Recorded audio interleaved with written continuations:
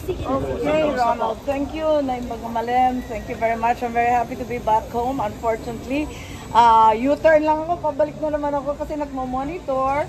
Ako yung chairman ng electoral reform, maliban pa sa sangkatutak kong mga trabaho. Ang problema, pagka dami-daming problema at reklamo, no?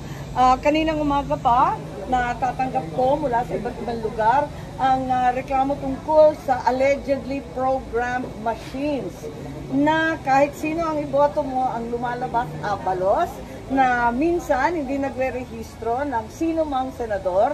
Yung iba naman bumoto ng 100 pero overvote na ang sinasabi. Tapos sa Calbayog, sa Samar, may sinasabi naman na pag bumoto ka ng mayor at vice mayor, automatic lalabas yung mga senador. Kaya medyo nakakatakot kasi ganyan yung storya. At ang balita sa Davao, pagkadami-daming mga machines na hindi umaandar. Kaya eto nga, nananawagan po ako sa BEI. Maganda naman pagboto ko dito, very perfect naman dito sa Cabeza, Lawag.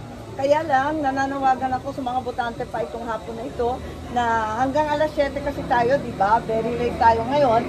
Eh kung ganon, pwede ba i-check ninyo ng maigi lahat ng gagawin, tignan ninyo ng maayos, yung resibo ninyo, maging makulit kayo at mapansin. At kinakailangan kung may reklamo, alam ko na bawal ilabas yung cellphone mo at kukunan mo, bawal yon, magagalit yung ating BEI. Pero kung magre-reklamo ka, may proseso. Sundan lang yung proseso, sabihin mo, may reklamo ka, may disparity, pagkatapos papipirmahan ka. Kaya kinakailangan nandito sa atin yan. As we all know, it's the very first time that we have a new technology provider. Hindi na Smartmatic, yung hinihinalang Smart Magic dati. Ngayon, first time natin gagamitin yung Miru. Kaya hindi natin masyadong kabisado, mas modern daw to. Pero sa kabila nun, mas sensitive rin daw.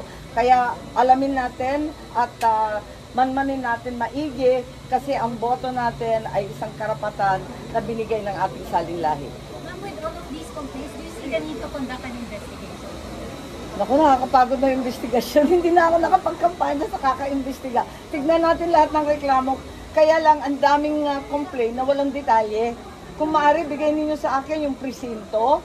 At kahit wala pang investigasyon na talagang papakalkal na natin, ano yung precinct number, pangalan ng BEI chair, ang pangalan ninyo, at ano talaga ang nangyari eksakto.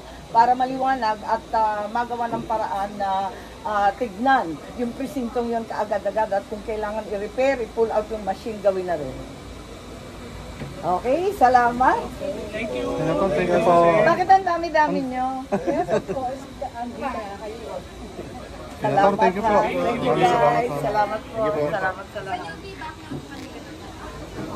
Kasi marami akong binabantayan eh. Nagiging sobrang gulo.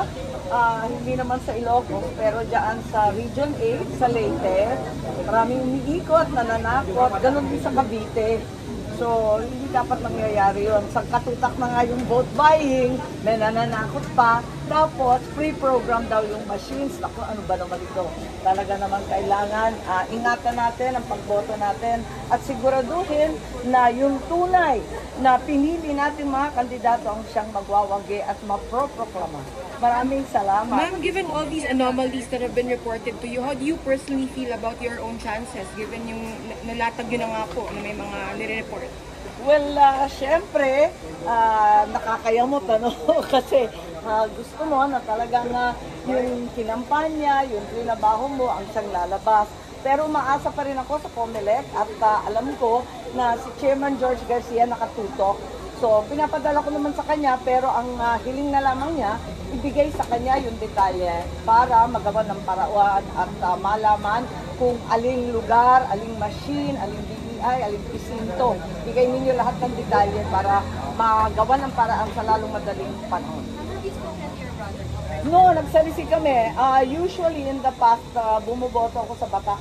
Pero of late, I've been voting here much closer to my house here near the airport.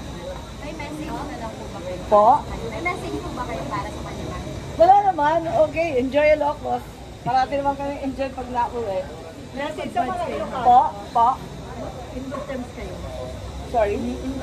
Yes, kayo po. Ay, hindi ko nakikita eh. Oh, When unfortunately. was the Ako, last time po na nagkakausap kayo, mga personally, like, hindi ko na maalala. Bakit puro intriga? Thank you, guys. kasi sa mga Ilocos Norte, mga Sa lahat ng taga Ilocos Norte, I miss Ilocos, I miss all the Ilocanos. Ikot ako ng iba't ibang lugar, pero there's really no place like Ilocos Norte. I wish I had more time to stay here, and I will make sure I do. Babalik ako pagkatapos itong lahat. Thank you, sir! Ingat po.